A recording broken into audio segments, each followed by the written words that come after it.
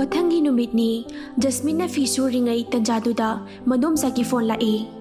Thuibina. Hello? Jasmine? Jasmine taraduna. Kay haigi nomcha. Adum haibiro. Indomcha dine. Mirol galay sitabane. Ngaktang lakpa yaroy nangbo. Noya dagi luhongba numitsida nang na yaudredi. Indomcha yam nungayroy do. Nang lak na batawro ko. Indomcha gari tharage. Ado ichidadi ay ko na hayrege. Has tabakse may haurabanina kuchen chelibanido. Jasmine na hoindomcha phaniye lakjege. Ay pise suba loisilaga loisilurage. Thamage ko dudia indomcha. Hoi indomcha thame. Nang khitang thuro ko. Phone thamkre Jasmine phi surido loisilaga mama nabi pakpi hoida lai. Jasmine Yumsibo kanam naitro. Pakpina hingchabi sidi. Thabak mata chatmina ruse loisilo chatlo. Pakpina kaidano haisibo. As chalo loisiluro gari la ane ba. Hoi adudi nangaktang pamamoko. Asom dasu madom saduna gari driver do da hairi. Rasna Itaima Karamba angangno lordoise. Thuibina Ichegi masadune Thengani lawiro tada. Hoi tema.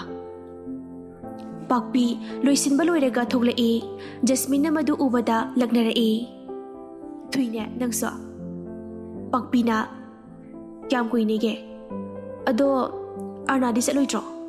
Kuire Maga pauga phaunakidabaso. Gari ama thauzilai Jasmine hoi thonganda khami. Gari du ubada Jasmine na ita gari lae. Aikoi thonganda khami. Chasilao. Pakpina hoita. Ima echalukige. Gari do hek hangdokpaga rasna hiri. Iche rituge machanupido natro nangbo. Jasmine mani kaka. Oh Nandom sa Thuibina lauruso na laine. Ichadi yam saurame. Lisabi ka paramene. Hoy kaka. Ngasa indom jana hairi. Pakpi di wa matangang hidre. Tumina phamkre. Ngahak lairaga Jasmine hoisu madom sa Thuibigi mayum yoragle. Thuibi chenthora e. Ichala edana. Ama sidi kanano. Indom ja imanabine. Pakpi ka ubane. Ay ma. Aikoi Jasmine gi mama na biro. Mane idomja. Pare. Nabani imung janguro. Horen gi plau ka to phajana semuro. Hoi domja. Jasmine do mama da hairam de ta chatkibani na mama su pakhatlami. Rituna Kadai da bu chatkriba sano. Kemta su hairam de ne madui ngang do. Ai bu thoibi hoida chalaga hangusirane. Rituna Jasmine bu taha thiba laklami. Thuibigi mayum hek yaurokpaga Rituna laurei sumangdegi. Aikoi bema bu somna lakpro Thuibi. Thuibi taraduna aima iche phamuse. Jasmine du mamagi makhol tabadegi thorei aduga ima aisida lei. Ritu machagi masaktu ubaga Nati bema nang busida chatkani khokani haibado hairam baya dabro. Aisu hairam go dabado ima di lairam traga. Ima do awang longi na ne hoida chalubane. Madom sa Thuibina amukhuma e. Jasmine se aina ko bane. Kaidabo yaurage cha. Hatu lai duba. Ategi na teda thabak amada chatmina ruge tawbane. Halakpaga ne amuk lahange. Sida lairasu laijarasanuda. Thabak enkhangsu mating tawnanaba. Thuibina hoi iche. Ai lihore ko adudia. Jasmine nangi thabak to hana chathouro. Aduga lao. Hoi domcha. Ai pakpi da hairamdre khara haibiyo. Ai kuiru domcha.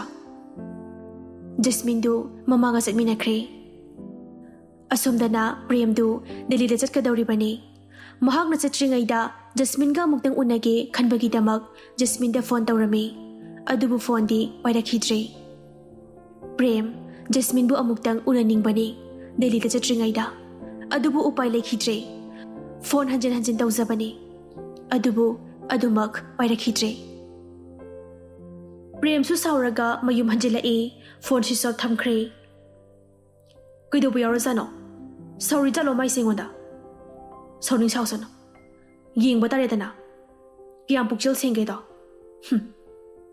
ꯀꯅꯥꯗꯦ phone of ꯊꯝꯃꯤꯁꯦ ꯐꯔꯕꯅꯦ ꯅꯨꯃꯤꯠꯇꯨꯒꯤ ꯅꯨꯃꯤꯗꯥꯡ ꯋꯥꯏꯔꯝ ꯆꯂꯥꯝꯕꯗꯨꯁꯨ U ꯉꯥꯎꯔꯒ ꯍꯟꯖꯤꯜꯂꯛꯏ ꯄꯤꯡꯀꯤꯗ ꯑꯣꯟꯁꯤꯟꯗꯨꯅ ꯑꯃꯨꯛ ꯁꯥꯎꯏ ꯆꯂꯥꯝꯕꯗꯨ ꯃꯔꯣꯟ ꯐꯥꯏꯔꯒ ꯈꯣꯟ ꯀꯟꯅ ꯍꯥꯏꯔꯛꯏ ꯍꯣꯏ ꯏꯀꯥꯏ ꯈꯪꯗꯕꯤ ꯅꯪꯕꯨ ꯏꯀꯥꯏ ꯈꯪꯗꯕ ꯅꯨꯄꯤꯁꯦ ꯂꯩꯔꯝꯃꯔꯣꯏ ꯑꯩꯒꯤ ꯌꯨꯝꯁꯤꯗ ꯂꯩꯕꯤꯔꯅꯨ ꯍꯥꯏꯕꯁꯦ ꯅꯪ ꯑꯗꯨꯌꯥꯝ ꯏꯀꯥꯏꯕ ꯈꯪꯗ꯭ꯔꯤꯗꯣ ꯀꯔꯤꯒꯤꯅꯣ ꯆꯠꯈ꯭ꯔ ꯆꯠꯂꯣ ꯆꯂꯥꯝꯕꯅ ꯄꯤꯡꯀꯤꯕꯨ ꯐꯨꯕ ꯍꯧꯔꯛꯏ ꯎꯄꯥꯏ ꯂꯩꯇ ꯃꯈꯨꯠ ꯍꯟꯕ ꯉꯝꯗꯅ ꯀꯞꯂꯒ ꯂꯩꯔꯦ ꯄꯤꯡꯀꯤꯗꯣ ꯉꯁꯤꯗꯤ ꯃꯍꯥꯛꯁꯨ ꯈꯪꯂꯛꯂꯦ ꯃꯥꯅ ꯇꯧꯖꯔꯨꯕ ꯐꯠꯇꯕ ꯑꯔꯥꯟꯕ ꯃꯌꯥꯝꯗꯣ ꯑꯗꯨꯕꯨ ꯀꯩꯗꯧꯔꯨꯅꯤ ꯍꯧꯖꯤꯛꯇꯤ ꯄꯨꯝꯅꯃꯛ ꯍꯧꯈ꯭ꯔꯦ ꯃꯊꯟꯇ ꯋꯥꯖꯕ ꯅꯠꯇꯅ ꯀꯔꯤꯕꯨ ꯐꯪꯒꯅꯤ ꯆꯩꯅꯥ ꯐꯪꯕ ꯅꯠꯇꯅ ꯑꯩꯅ ꯀꯔꯤ ꯂꯥꯟꯈꯤꯕꯒꯤꯅꯣ ꯇꯥꯃꯣꯅ ꯑꯩꯕꯨ ꯑꯁꯨꯝꯅ ꯑꯋꯥꯕ ꯄꯤꯔꯤꯕꯁꯦ ꯋꯥ ꯌꯥꯝ ꯉꯥꯡꯅꯕꯒꯤ ꯗꯔꯀꯥꯔ ꯇꯥꯗꯦ ꯆꯠꯄꯤꯈ꯭ꯔꯣ ꯌꯦꯡꯅꯤꯡꯗꯦ ꯅꯁꯛꯇꯣ ꯑꯣꯛꯂꯦ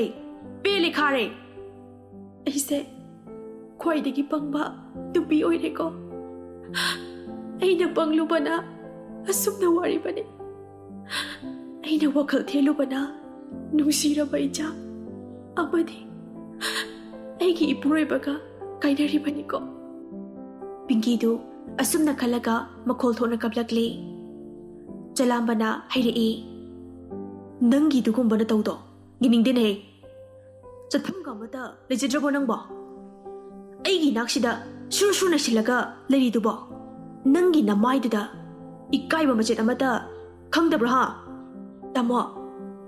ꯇꯥꯃꯣꯒꯤ ꯃꯅꯥꯛꯇ ꯂꯩꯇꯅ ꯑꯩꯕꯨ ꯍꯧꯖꯤꯛ ꯀꯗꯥꯏꯗ ꯆꯠꯀꯗꯧꯔꯤꯕꯅꯣ ꯑꯩꯒꯤ ꯅꯥꯛꯇꯗꯤ ꯀꯔꯤꯒꯤ ꯂꯩꯗꯧꯔꯤꯕ ꯂꯩꯕ ꯁꯨꯡꯌꯥ ꯌꯥꯔꯣꯏ ꯉꯁꯤꯃꯛ ꯍꯧꯖꯤꯛꯃꯛ ꯆꯠꯀꯗꯕꯅꯤ ꯑꯗꯨꯝꯅ ꯍꯥꯏꯕꯤꯒꯅꯨ ꯇꯥꯃꯣ ꯑꯩꯅ ꯂꯥꯟꯈꯤꯕ ꯌꯥꯎꯔꯕꯁꯨ ꯉꯥꯛꯄꯤꯌꯣ ꯑꯩ ꯌꯨꯝꯁꯤꯗꯒꯤ ꯆꯠꯄ ꯉꯝꯂꯣꯏꯌꯦ ꯄꯤꯡꯀꯤꯗꯨ ꯀꯞꯂꯒ ꯆꯂꯥꯝꯕꯒꯤ ꯃꯈꯣꯡꯗ ꯇꯨꯊꯔꯛꯏ ꯆꯂꯥꯝꯕꯅ ꯂꯨꯈꯝꯗ ꯄꯥꯏꯔꯒ ꯆꯤꯡꯈꯠꯂꯤ ꯑꯗꯨꯒ ꯍꯥꯏꯔꯛꯏ ꯅꯪ ꯑꯗꯨ ꯃꯇꯥ ꯇꯧꯔꯒ ꯑꯩꯅ ꯄꯪꯊꯒꯗꯕ ꯅꯠꯇꯦ ꯆꯠꯈ꯭ꯔ ꯆꯠꯂꯣ ꯑꯁꯤ ꯍꯥꯏꯗꯨꯅ ꯆꯂꯥꯝꯕꯅ ꯄꯤꯡꯀꯤꯗꯨ ꯂꯥꯛꯇꯅ ꯏꯟꯊꯣꯛꯈ꯭ꯔꯦ ꯃꯌꯨꯝꯗꯒꯤ ꯑꯗꯨꯒ ꯆꯂꯥꯝꯕꯗꯨ ꯑꯃꯨꯛ ꯇꯨꯝꯈ꯭ꯔꯦ ꯄꯤꯡꯀꯤ ꯊꯣꯡꯖꯤꯟꯗꯨꯗ ꯉꯥꯊꯔꯒ ꯃꯈꯣꯜ ꯊꯣꯛꯅ ꯀꯞꯂꯤ ꯊꯣꯡꯗꯨ ꯍꯥꯡꯗꯣꯛꯄꯤꯔꯛꯅꯅꯕ ꯍꯥꯏꯗꯨꯅ ꯊꯣꯡꯗꯁꯨ ꯊꯤꯜꯂꯤ ꯑꯗꯨꯕꯨ ꯊꯣꯡꯗꯨꯗꯤ ꯑꯗꯨꯝ ꯍꯥꯡꯗꯣꯔꯛꯈꯤꯗ꯭ꯔꯦ ꯆꯂꯥꯝꯕꯗꯨ ꯅꯤꯁꯥ ꯈꯔꯒ ꯄꯥꯏꯁꯤꯜꯂꯛꯄ ꯑꯣꯏꯕꯅ ꯅꯤꯁꯥꯒꯤ ꯃꯌꯥꯏꯅ ꯇꯨꯝꯊꯈ꯭ꯔꯦ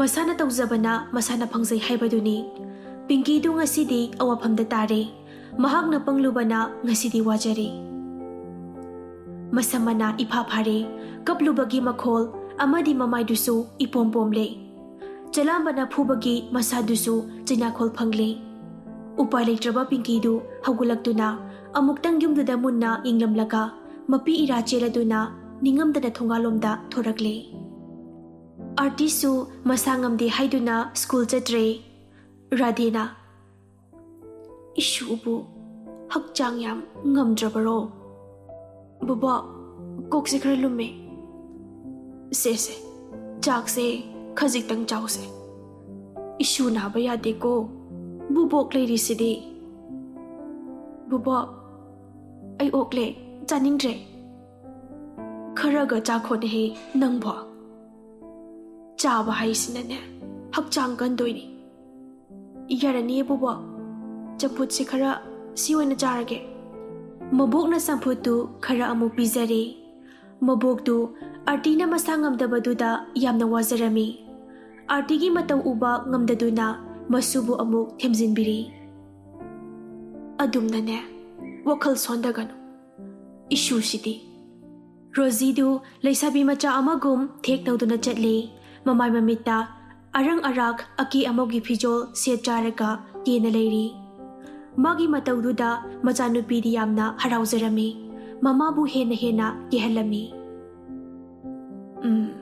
ꯍꯥꯏꯌꯨ ꯇꯥꯔꯤꯁꯤꯗꯤ ꯕꯨꯕꯣꯛꯇ ꯍꯥꯏꯌꯨꯅꯦ ꯕꯨꯕꯣꯛ ꯑꯩ ꯄꯥꯕꯨꯡꯗꯣ ꯌꯥꯝ ꯎꯅꯤꯡꯉꯦ ꯃꯥꯒꯤ ꯃꯅꯥꯛꯇ yam chatninge bubok.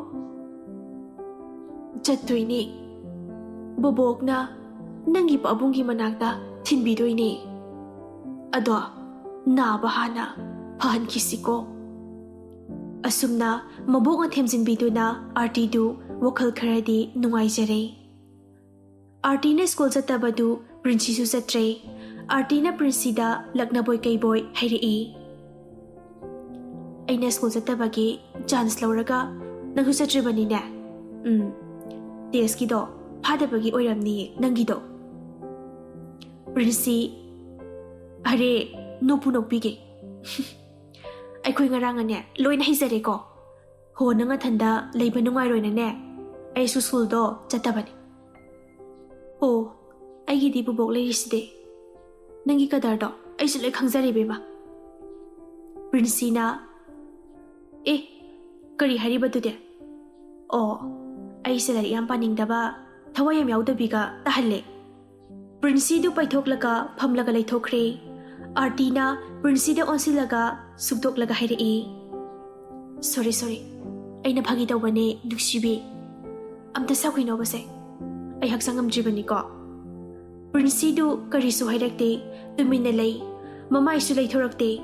Artina amuk makhatarei. Ai kapthora adina nangai themba ngamjaroi ko. Hojikti Princy nokthorakle. Adune nangsu ingwanda yam horakanoba. Nangna naraga aina kamai school chatoino. Princy na RT bu chena konsili. RT kana laurei. Kaino ai bhatok pirage hairo. Naye hinchabi. Sorry. Waramani se ngakta potharo se. Asi hairaga Princy na RT bu hiptali. Danarasu fever tawraktuna laigi sebadu tawba ngamdre. Arna na mapagi mahut sinduna laigi seba tawrami. Laigi seba tawba loiraga mapagi manakta changlai. Danarastu phamungda phajip singkhalaga tumaga leirami. Arna na mapagi manakta changlaklaga. Babu, fever khara hanbra. Khara di hanba male. Kaishu tawroida. Babu, hidaksu chakrabanina phazarani. Se. Babu, laibakta phia chotpa se hapakise. Arna mapagi maraibakta phia chotpa ama hapai. Machagi matawdu ubada mapadu mamitagi mapitarei. Arna na mapabu themjinbirami. Babu, karigi kaplino. Nacha leiribaside. Adu matawgono. Nacha yengba ngamdi babu. Nachabu nungsidraba. Arnasu mapira chelei. Danarasna ipa karisu tawde. Icha ningol pokchabagi chokthokcharibani ne. Hey, angaubi. Karigino nangna napira chelibaduna. Ipa karisu tawde ne nangbo. Babong nabathuna pharo. Ado babong aikhoi artisu aikhoi ga puna leiminarase. Hoi. Aisu khalami bani. Paikhomba chak saw haiba yakhidabadu mamana themjinbirami. Machana chak saw yadabagi tawbadu ubada Syam Kesor sauningbana machabu chairami. Karino nangna angang masagumna chak saw adribasibo. Paikhomba yamatapna ai chaninga tawbani. Baba hoi chathokpiro. Chak pusa ningde haiba yabro. Ha? Chara henba yadaba nangna ngasi karigino. Baba, chaningdabagi tawbani. Hai, lao ko. Namana sak thiyorabani. Puna chathonganaba tahorasi. Asomdasu Pinky du mayumlomdagi thorai. Magi sangjafam leitre. Kanada sangjafam laurugani. Tawpham khangdraduna khwairamban kaithelda ngasaidagi angaubi koina chetlaga leirami. Kona thangda overbridge makhagi samu makhongda phamlaga leirami. Tawriba matau oriba phibamdu ahal oirabi nupi amana uraduna magi manaka changlei. Ahal oirabi hanubi duna hairei. Ibema nangbu kanano wakhal soirabirane nangbo. Ha, aibu kaurakliba na kanano. Nate Nangbu kari lamdagino. Matamse fanadi thenglene. Aigi jangjafam leitre. Aidi wakhal yaudaba minungsi khangdaba mini. Ahal oirebi hanubiduna magi mawongdu nungaitraduna magi mayumda purakli.